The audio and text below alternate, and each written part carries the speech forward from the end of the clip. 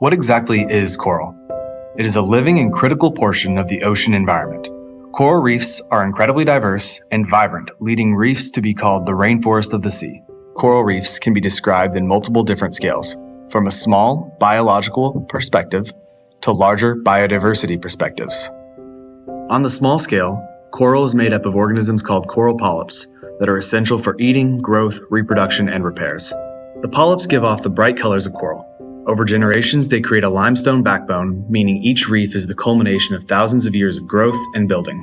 On a larger scale, reefs are the backbone of ocean biodiversity.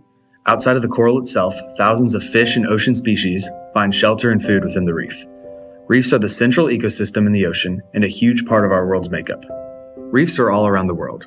The most famous example is the Great Barrier Reef in Australia, but other examples from around the world include the Florida Keys Reef, the Andros Reef in the Bahamas, and the Red Sea Reef. These reefs and others are critical habitats and are now facing a crisis at the hands of humanity. There are so many reefs with so many problems it would be difficult to discuss them all, so instead we will look at the collapsing reefs of Indonesia. Currently, overfishing is disrupting the entire ecosystem by killing off the fish populations across Indonesian coral reefs. This means that there are insufficient numbers of fish to help keep the coral reefs clean from algae overgrowth and still sustain Indonesian food supplies. The most problematic branch of overfishing is blast fishing. This barbaric fishing practice destroys critical reef structure and kills fish with no limitations. It undermines the regenerative capabilities of the reefs and leads to exponentially worse issues. The reality of blast fishing is bleak and can be seen through this. Miaka ya 10 iliyopita ilikuwa ni mizuri kwa kipato cha baharini. Ila miaka hii tunaokwenda hali imezidi ngumu. Jina langu Bakari Mayola. Shughuli zangu mimi ni mvuvi na uvuvi wangu ninavua madema. Changamoto kubwa inayotubana kwa sisi wavuvi wa madema, bahari imekufa kwa ajili ya upigaji wa baruti.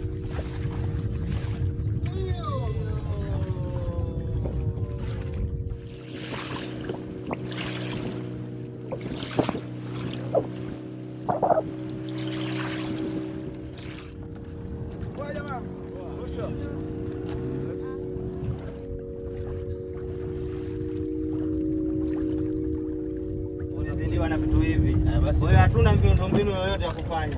Sababu gani ukiangalia wakubwa wanafanya kazi hizi. Sisi wadogo hatupati hela, kwa hiyo tunajaa. Inabidi kufanya kazi za hatarishi.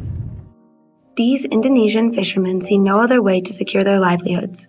They are faced with impossible decisions and feel forced to choose a path that leads to the demise of coral reefs instead of themselves. They are dependent on the reefs, but due to overfishing, they are forced to act. The consequences of their actions will be felt soon as they compound into potential famine, economic collapse, and coastline loss. You may be wondering how blast fishing can lead to famine. Well, not only are around 10% of all global fisheries directly connected to and reliant on coral reefs, more generally, 25% of all aquatic life necessitate the existence of coral reefs for safety, food, and for somewhere to raise their young. If coral reefs die off, then aquatic life follows, which around 3 billion people globally rely on for vital nutrients in their everyday diets. Damaging the coral reef via blast fishing also damages the economy. Annually, reefs provide $1.6 billion in value to the Indonesian economy through fisheries, tourism, and to coastal communities. In fact, whether directly or indirectly, fish and seafood supply an income for approximately 10% of the world's population, and those jobs would be in jeopardy if fishing and sea life populations decline as a result of coral loss. If unethical fishing techniques continue, the coastal communities these people live in could be in danger as the coastline shrinks. Coral reefs play an essential role in keeping the coastal communities safe from long and short-term threats from the weather.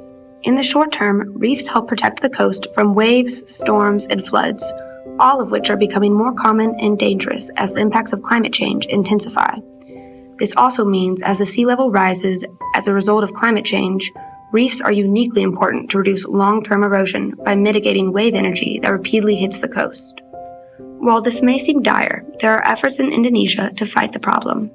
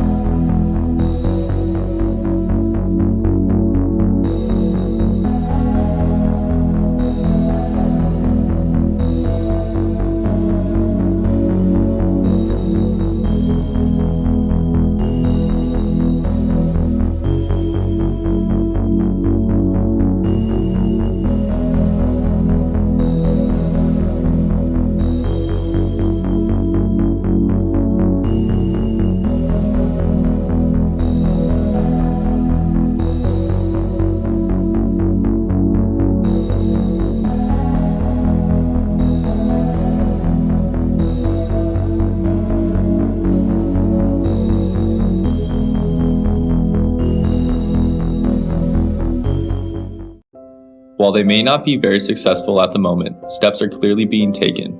These solutions show a lot of promise in protecting reefs for the future. The first potential solution is artificial reefs. Artificial reefs are structures either intentionally or accidentally placed in water that can serve as shelter for coral to start growing and eventually provide space for a whole reef of coral to live in and around the structures.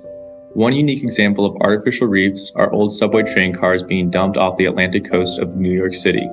These are generally used in featureless areas of the ocean in which coral wouldn't grow due to the constant erosion and water flow of the open ocean. Abandoned subway cars provide shelter for coral polyps to begin growing with some level of protection from the harshness of the ocean. Studies suggest that artificial reefs are effective in reaching their intended goals of increasing marine biodiversity, increasing coral coverage, increasing target species protection, and improved stressor mitigation. A second solution to the crisis is reef nurseries. Reef nurseries serve a similar function to artificial reefs. They are often used after damage to a reef has already been done instead of promoting coral growth in an area that otherwise had none. Oftentimes they are used after damaging events such as disease, ships, or an environmental catastrophe. Nurseries are generally off-site from the original reef, growing in a controlled environment on land or a sectioned off area of ocean. Coral nurseries are underwater structures that hold rescue coral polyps which provide space for the coral to grow, as well as moderate shelter to protect them as they work to get back to their full health. Evidence indicates that these structures are an effective measure to help revive reefs that have sustained substantial damage, as well as to promote new coral growth in the area. Being better in your own life is an important way to aid reefs around the world, including Indonesia. Support sustainable fishing practices and limit your carbon footprint as much as possible to be a part of the revolution this world needs. The future has yet to be decided, and we are now sitting at a crossroads. Look at our world today and see the trajectory that we are on as one of destruction and loss. We can take another path tomorrow and beyond. We can choose to save our reefs and rebuild what has already been lost. Decide now what you want the world's ocean to look like in 30 years and work to make that a reality before it is too late.